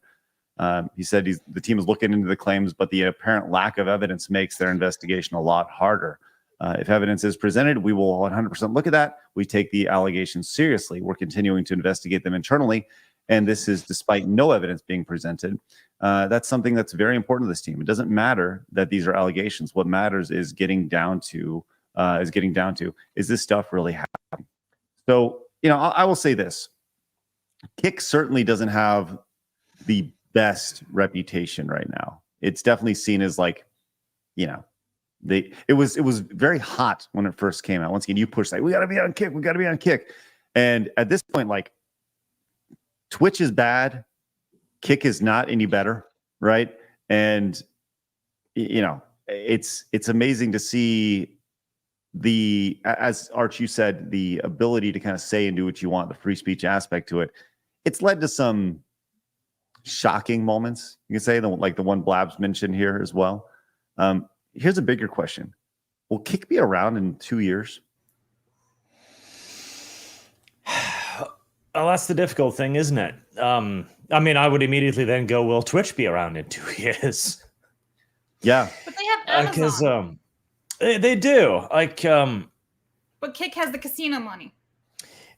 Like, kind of the issue is all of these platforms have gone down the drain quite a bit. Like, Twitch is not very good. YouTube has a whole heaping heck of a lot of problems. Rumble also, I wish they would work on the back end and features and stuff. And it's kind of like we don't have a perfect platform. And in that situation, I'm happier to have more platforms, just in the hope that the competition will eventually spur them on. One of our main problems is that we don't really have competitors. We have alternatives. Like, this is Rumble, Twitch, and everybody. They're just kind of sitting there with their mouths open, waiting for somebody to fall out of YouTube and then into them, Right. or restreaming to them, like a secondary concern. The platforms really do need to buckle up and go like, okay, we are actually going to try to compete with YouTube by providing a better service. Right. And I think you're right. The idea of they're not building a platform. These platforms aren't being built with the intention of like building their own audience. They're looking to pick up the scraps from YouTube and Twitch. And I think that's actually a really good point that people aren't bringing up when it comes to these platforms. Nasper says the gambling company got money forever, but Kick is losing so much in investment on this, especially with streamer buyouts with zero return. I can imagine the finance guys cutting it. Yeah, that's true. Yeah, They spend so much money on like XQC and stuff. Yeah. Mm-hmm. Yeah, they'll have to argue future return, like as companies like Uber, like which is everywhere, losing money for year after year after year after year because they're trying to build the brand. So their idea is, okay, eventually we will be YouTube, is their argument. And the question then is, for how many years will the investors put up with it? Like, what is their 5-year plan, the 10-year plan, or whatever? You know, it's funny you mentioned that. The idea that you mentioned these companies are built to lose money. They see these tremendous investments with the idea of we're going to spend the first 3 years growing, and by growing we mean losing millions and millions of dollars, right? And the intention of grabbing market share, and they grab that market share by being different, or providing something that people want. And then all of a sudden, it's time to make money. Hey, it's time to make money now. And that's when everybody goes, you lost your way. And it's like, well, yeah, because we need to lose money. We need to make money now. We need to make money at this point. And that's very, very hard to do. It's hard to shift dramatically. And that's where you see people get laid off and they go, what happened? Oh, everyone's getting laid off. That's what's happening in the video game space right now. There was a huge big hiring in 2020, for COVID, 2020, 2021. And now everybody's being laid off because guess what? We're gonna invest. Oh, now it's time to actually make money. Oh, so we got to cut everybody. Oh, well, what happened? Well, that's what happened. This goes back to once again. Look, we don't have, and this is the same for every single like YouTube show out there, right? We don't have investment from third parties that allow us to fail and lose money through every single month, every single year, which is why it's important you support your favorite creators on the platforms, whether it's YouTube, whether it's locals, whether it's Rumble, wherever it is. If you find value in them, support them. Which I just want to hit this quick hit here. This is I kind of rolled my eyes with this because I was like, what the fuck? But let's go over to Grums really quick to finish up here. This is from the Quartering. The Quartering says his channel is under attack. And the Quartering obviously puts out like 5 videos a day, and they're all like kind of like shocking, blah, blah, blah, blah, blah, right? And he's like, hey, my channel's under attack. We need your support. And he's pushing people to locals, right? To becoming a locals member. And Grum says, like, Jeremy's YouTube channel has been under attack. His videos are not being approved for monetization promptly. Only after a majority of views have set in. This hasn't happened in 5 years. He's always been approved quickly. And I just said, like, welcome to the club, because that is every single show that we do. That is every single video that we do.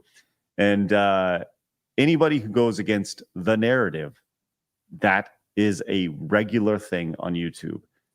The yellow dollar sign that removes a large chunk of revenue earned from your video, removes the biggest thing is the distribution aspect of it.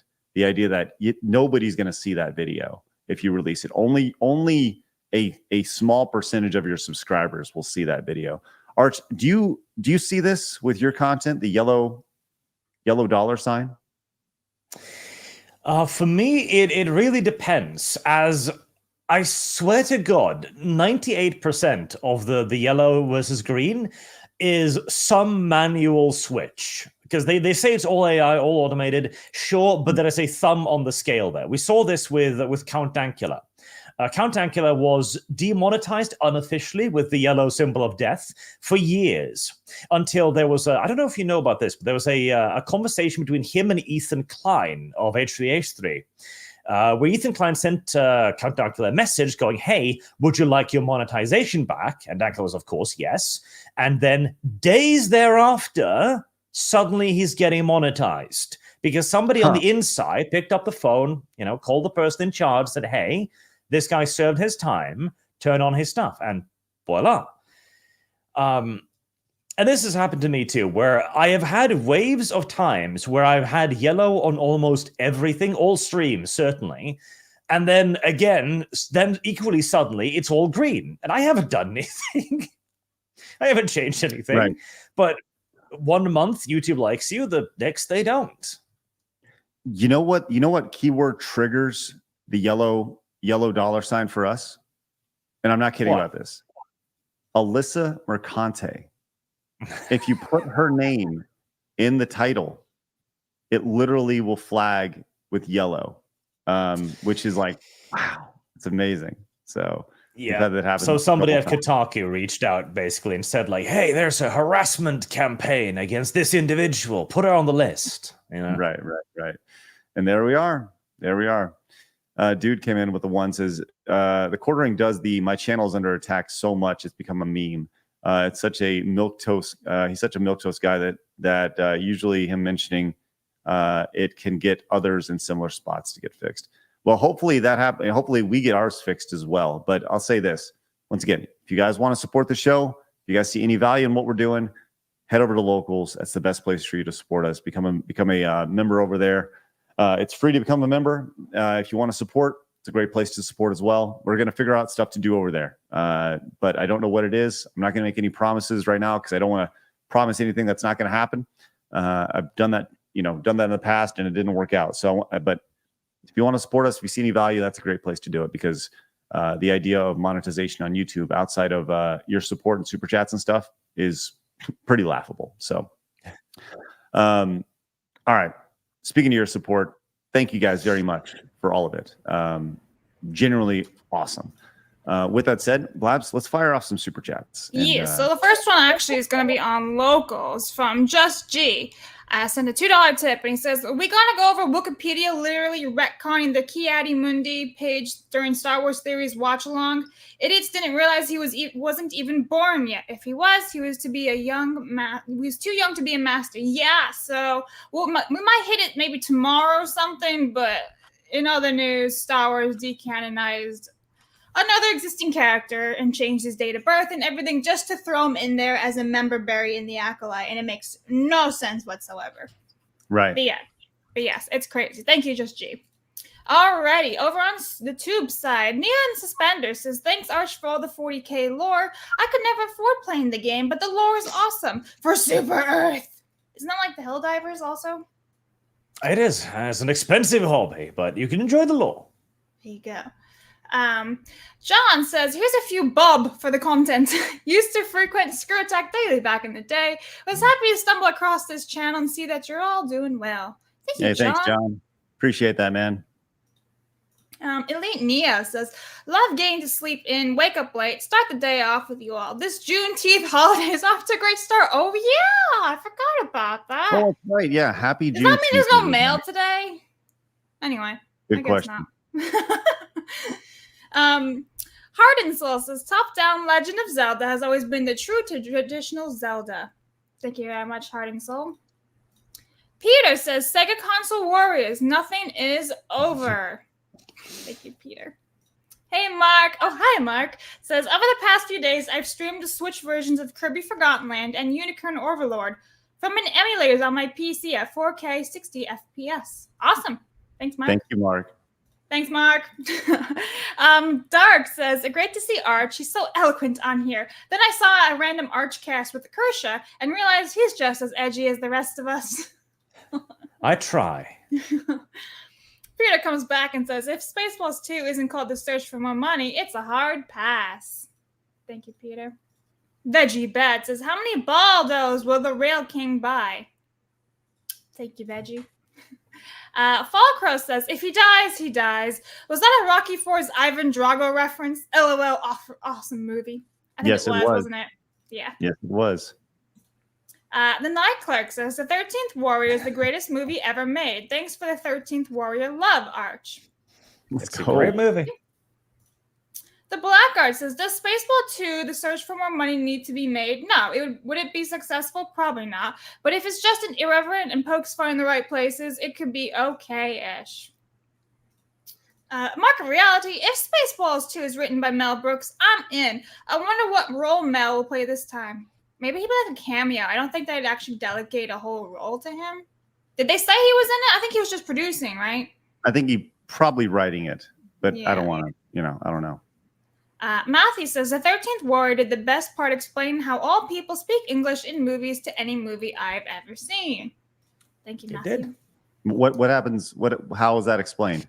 Oh, everyone speaks their native language to begin with, so the Norwegians speak Norwegian. But then the main character, Antonio Banderas, begins learning Norwegian. There's a flashback scene where he's basically like picking up words and beginning to translate them in his head. And then once he understands what they're saying, then it switches to English. So it explains why he can understand them by literally showing that he learns their language. Oh, cool. That does make sense. That's fun.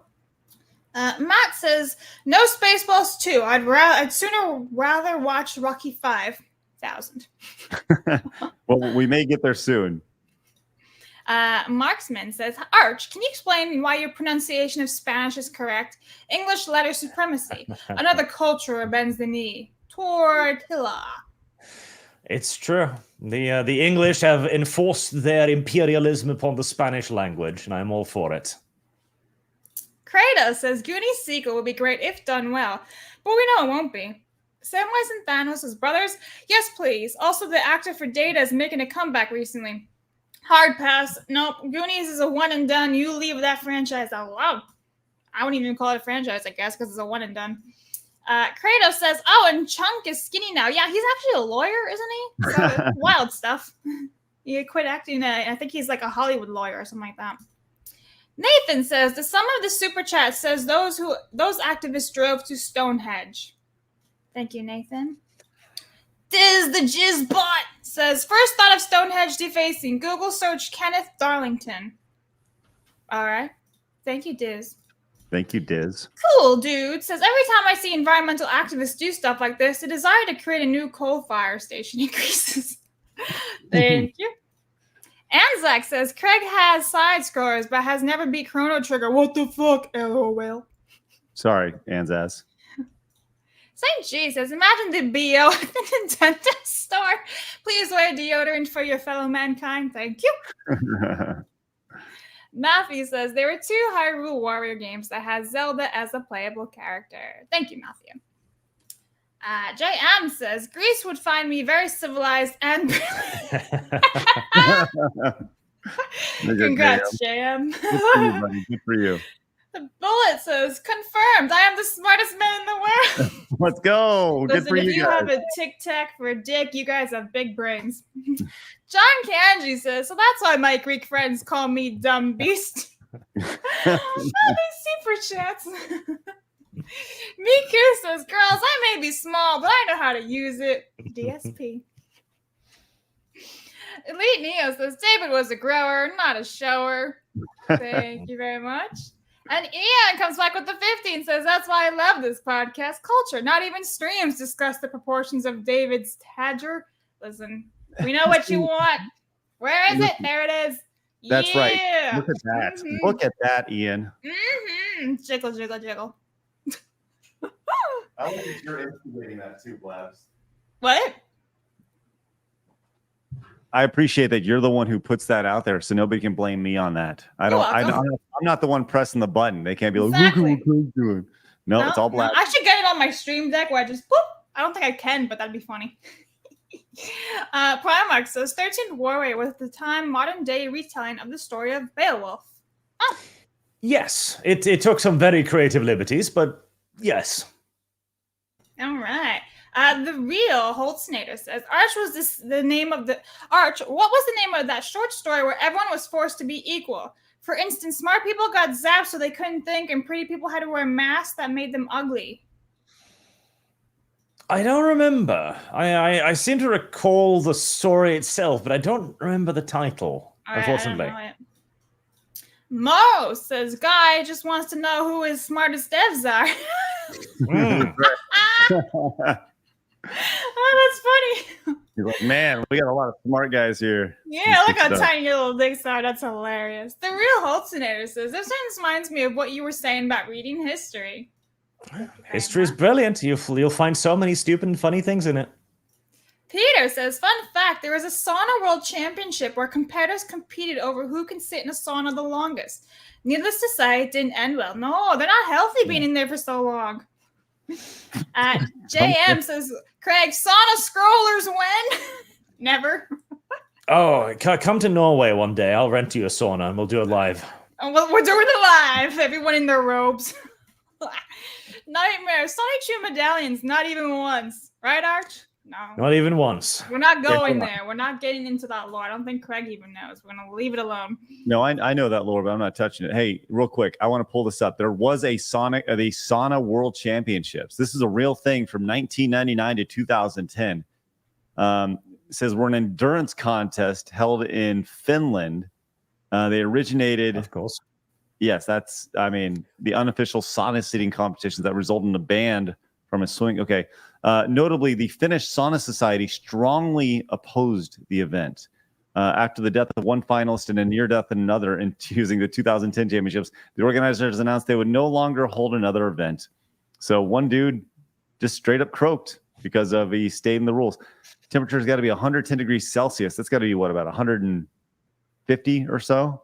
I mean, that's got to be half liter world pours every 30 seconds. Fuck, that's even worse. Because oh boy, yikes! That's no thanks. I like that they broadcast it. They filmed a documentary on the Sauna World Championships. Wow. So in 2010, Russian finalist and former third place finisher Vladimir Ladzinski and Finnish five-time champion Timo Kakukin passed out after 6 minutes. Only 6 minutes at 230-degree heat, both suffering from serious burns and trauma. Wow, yeah, that's silly. According to The Spectator, Kakukin was able to leave the sauna with assistance, and the Russian had to be dragged out, suffering from convulsions, burns, and blisters. That was after 6 minutes.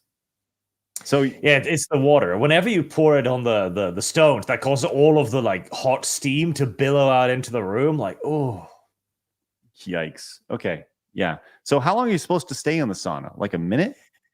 If it's a normal sauna, you can stay in there for quite some time. But you know, the whole pouring of water on the oil of the stones is a rarity. Like most people don't even do that because it really increases the temperature by a lot. That seems like not a smart idea, and it clearly wasn't. It was not. Yeah. All right, let's go continue, Blabs. I'm sorry, I had to go on a little sidetrack. Discovering the saunas.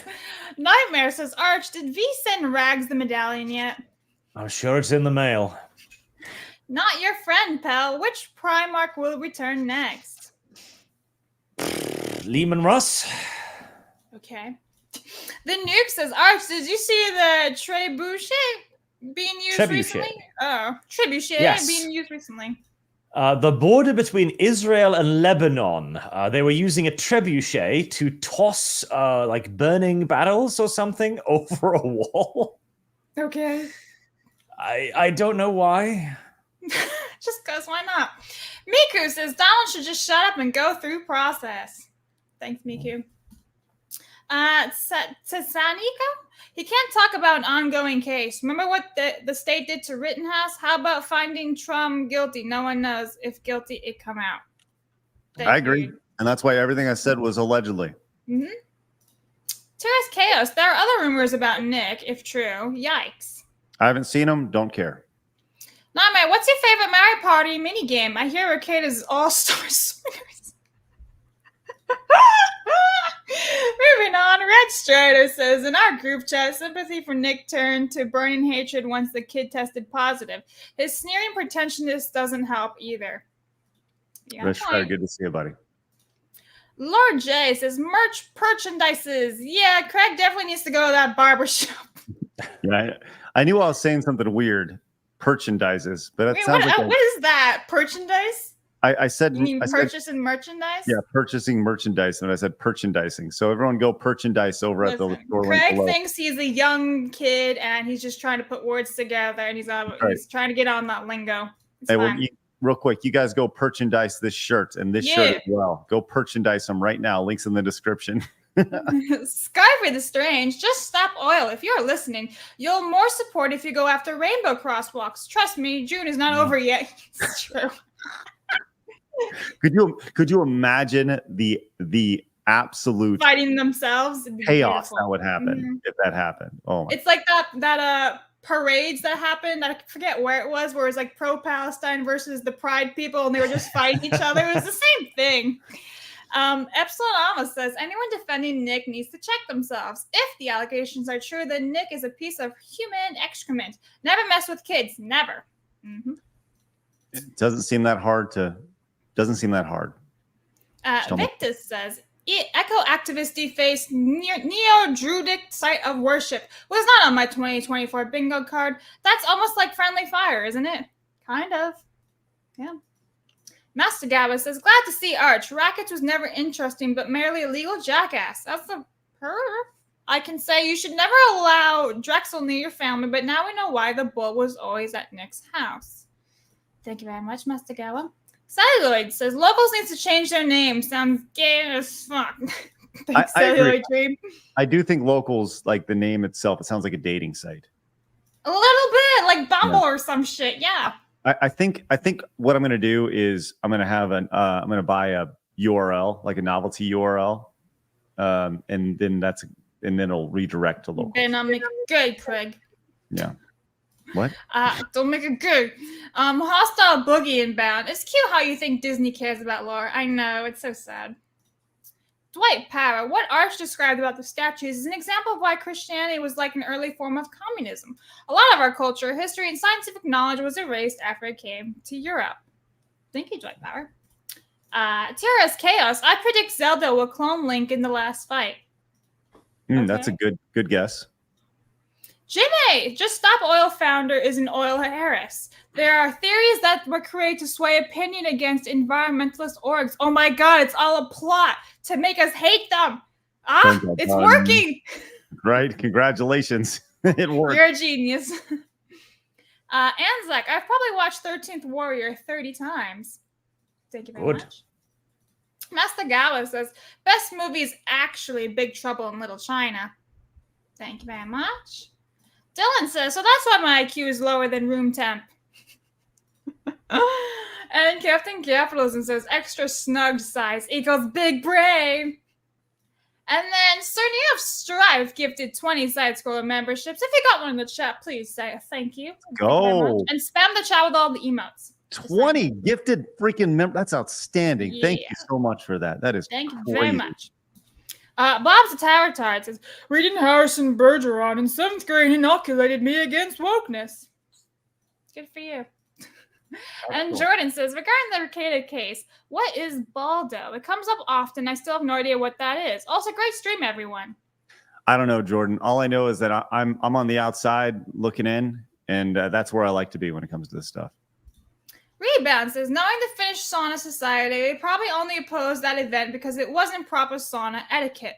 Those fellas are strange. Thank you, Rebound. Upus, member for 15 months at side-scroller cereal and lunchboxes when? Let's go. Would love to make this side-scroller cereal. Over on Rumble, Shane came in and says, you're telling me that The Last of Us Part 2, a.k.a. the best golf simulator, came out on the darkest day of the gayest month of the year? Who knew? Thanks, Shane. Piro Beetle says, I am woman, give me more. Shane also came back, says, I'm married to an Asian lady for a reason. She was not expecting too much below the belt. Dude says, remember, the Greeks invented the orgy. The Romans just found a way to improve them by adding the women. And Sibber came in and said, the only comment I'll make about rackets is that it depends on how much you trust the government. I don't, as there are too many incentives for the government to railroad their critics. Okay, thank you, Sibber. Appreciate that. From a direct donation standpoint, the Grateful Gamer came in with the $10 direct donation, says the problem, it is not the game itself. It just signifies by existing that the Zelda movie will definitely be woke. First Princess Peach not getting hit by a blue shell, woke. I don't know if that's necessarily the case, but thanks for that. Ulf Hednar came in and picked up the American Pride t-shirt, said, we will win. You're right. We will. And Xenanthium came in with a 5, says, I'm a simple, normal man. I see Lord Inquisitor on. I send money. Good to see Arjon again without the little purple bridge around. Hashtag gatekeep always. Gatekeep always. Cyril came in with a 5, says, Shogun series is good. It's technically a remake. The book was from 1975, and there was a miniseries in the 80s. For some reason, YouTube didn't like the word Shogun. I don't know, Cyril. Everin J. Robin came in with the Let Us Skateboard t-shirt and the American flag, the American Pride t-shirt. It says, thanks for all you do. Love the podcast and other initiatives. Thank you very much, Everin. Kirito came in and says 13th Warrior is based off a Michael Crichton book that retold Beowulf as Norse people fighting still living Neanderthals, combined with the accounts of a Muslim scholar living with Norsemen. Yes, it is awesome. It is exactly as awesome as that sounds. Kyle came in and says, as a brother Blabs, I'd say I'm hung like a horse. So what are you trying to say? Well, then again, I did barely graduate high school. So sadly, I play into the stereotype. Shout out to our Asian Americans for being the smartest in the room. Let's go, Kyle. Congratulations. Abdulio says, it seems like the usual crowd is upset with us normal men are excited that Nintendo is releasing 2 female lead games. The first tweet I saw from Rocco from Mega 64 suggested we were complaining that Zelda is woke. Copycats soon followed, gaslighting. Yeah, I talked about that last night. He and Rocco from Mega 64 actually, I think he deleted that tweet because it was just getting so much crap. And, rightfully so. It was a silly tweet. But that is who Rocco is. Rocco is extremely sarcastic, and he was playing into that for sure. T-Mac Burninator came in with a 5, says, I can condemn Nick's behavior and still pray for him and his kids. If you cannot offer a path to redemption, you aren't any better than the wokest. Nick will have to want to get better and hope he does. That's not defending him. It's offering hope. And I agree. I definitely agree. I hope that he gets better. But man, what a piece of shit. Eason came in with a 20. He says, by the way, allegedly. Eason says, we already saw these tech companies put their thumbs on the scales, the Twitter files, Google engineers leaking Nintendo Directs. If you're using cloud storage, encrypt before uploading. Thank you, Eason. Really appreciate that. And finally, let's finish up with Jose Otaku says, I know why Blabs only dates low IQ guys. Hey, let's not make it weird, guys. And Thomas came in and says, I can't wait for women to get drafted in the USA. I can. It's going to be horrible. All right. We're all going to die. We're all going to die. We're all going to die. All right. Let's get out of here. Arch, excellent stuff as always today. You got anything you want us to promote or send the audience their way? No. So I'll end with one further piece of historical trivia. During the Spanish Civil War, they had trouble airdropping supplies to beleaguered nationalist troops, so they used turkeys as parachutes. Love that. I mean, I don't know what to think of that, but I love everything about what you're throwing down, Arch. That's great stuff. Well, if you guys haven't yet, make sure you guys go over and hit the subscribe button over on Arch Warhammer's channel. It's no longer Arch, just Arch at Arch YouTube over there. It was Arch Warhammer, not anymore.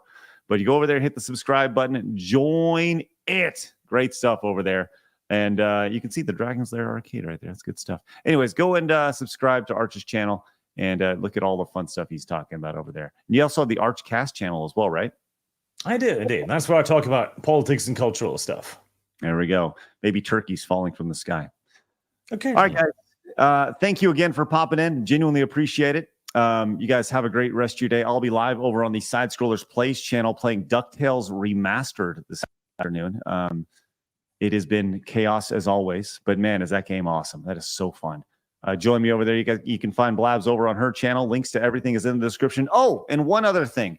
We actually have a new channel, the Side Scrollers Shorts channel. If you want to have little clips of the show, tiny little less than 60-second clips, little one-liners and stuff, go subscribe to the @Side Scrollers Shorts channel. Link to that is down below. Or you can just search Side Scrollers Shorts. Just launched that yesterday, just kind of on a whim, because shorts don't necessarily fit this channel, but I do think that they're great and they're fun to have. So the more places you can find the show, the better.